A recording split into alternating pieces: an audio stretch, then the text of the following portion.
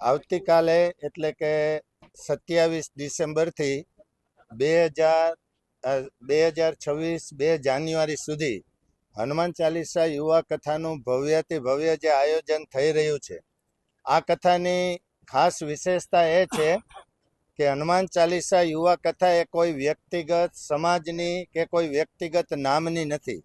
આ કથા એ સમગ્ર રાજકોટ વાસીઓની કથા છે.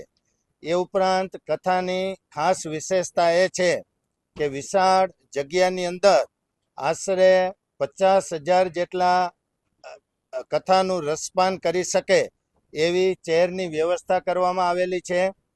120 ફૂટ જેટલી વિશાળ LED છે, જેમાં 3 લાખ વોટની સાઉન્ડ અત્યંત આધુનિક એવી સિસ્ટમ છે, જેના દ્વારા 6D સાઉન્ડની ઇફેક્ટ છે એ પણ લાવી શકાશે.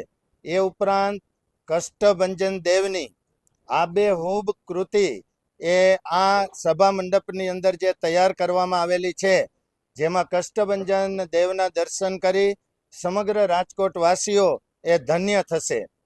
ખાસ કરીને આ કથાની અંદર જે પરમ પૂજ્ય હરિપ્રકાશ સ્વામીજી મહારાજ સાળંગપુર વાસી છે, એ જે કથાનું રસપાન કરાવશે, જેમના રૂવાડે રૂવાડે હનુમાનજીના ચરિત્રની ગાથા વણાયેલી છે, એવા પરમ પૂજ્ય હરિપ્રકાશ સ્વામીજી મહારાજ આ કથાનું રસપાન કરાવશે.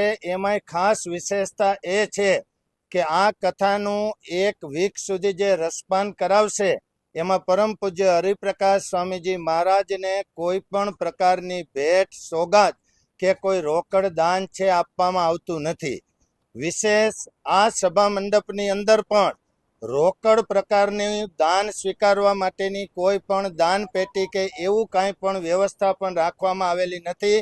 માત્ર ને માત્ર કથાનો ઉદ્દેશ એ છે કે સમગ્ર રાજકોટ વાસીઓના દીકરા અને દીકરીઓ સત્યના માર્ગે ચાલે, હિન્દુ સંસ્કૃતિને ફોલો કરે અને પોતાના મા બાપ, કુટુંબ અને સમાજના સાચા દીકરા અને દીકરીઓ બને, એ ઉદ્દેશથી આ ભવ્યાતિ ભવ્ય હનુમાન ચાલીસા યુવા કથાનું આયોજન કરવામાં આવેલું છે.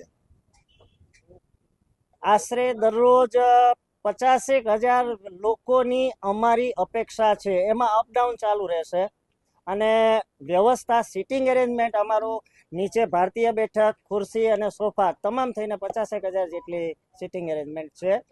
27 તારીખથી જે કથા શરૂ થવા જઈ રહી છે, એનો પહેલો પડાવ છે પોથી યાત્રા. આ પોથી યાત્રા છે એ પોથી યાત્રા વિરાણી હાઈસ્કૂલથી શરૂ થઈ ઇમ્પિરિયલ હોટલ, જિલ્લા પંચાયત, કિસાનપરા ચોક થઈ અને અહીંયા સભા સ્થળ ખાતે આવશે. આ પોથી યાત્રાની અંદર 551 રામચરિત માનસની પોથીઓ છે, જે બહેનોએ છેલ્લા 15 દિવસની અંદર તનતોડ મહેનત કરી અને તમામ પોથીઓ અલગ અલગ રીતે શણગારેલી છે.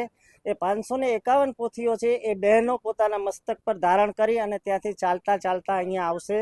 આ પોથી યાત્રાની અંદર હાથી, ઘોડા, બગી, vintage car, electric car, Thar jeep, bullet અને જુદા જુદા ફ્લોટ્સ, નાસિક ઢોલ છે, રાજકોટના આપણા લોકલ ઢોલ છે, શરણાઈવાળા છે અને નાના નાના બાળકો છે એ હનુમાનજીનું સ્વરૂપ ધારણ કરી અને રહેશે. એમાં બાહુબલી હનુમાનજી પણ સામેલ છે.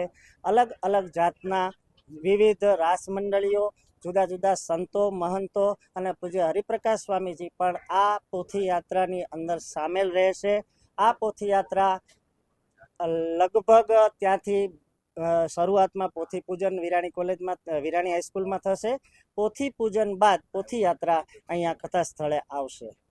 ત્યારબાદ એક છેલ્લા દિવસની વાત કરી દઉં કે 2જી તારીખે 2 જાન્યુઆરીએ સાંજે રાજકોટની તમામ મહિલાઓ દ્વારા પોતાના કળછીના કામણ અને કળછીના કવચ દ્વારા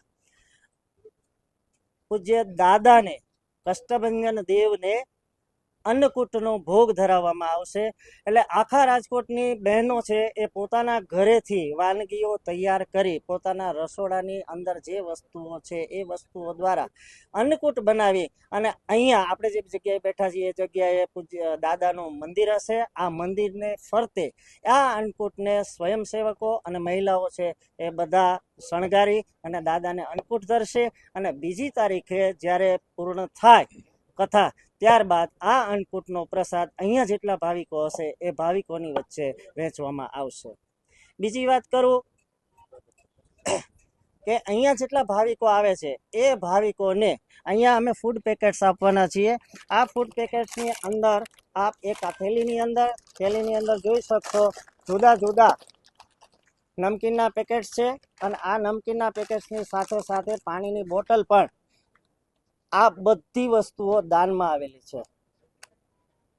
આ બાબતે કોઈ પણ જાતનો ચાર્જ ચૂકવવામાં આવ્યો નથી. સાહેબે જેમ હમણાં કીધું કે આ કથા મંડપની અંદર આ કથા પરિસરની અંદર કોઈ પણ જાતનું રોકડ દાન સ્વીકારવામાં આવશે નહીં.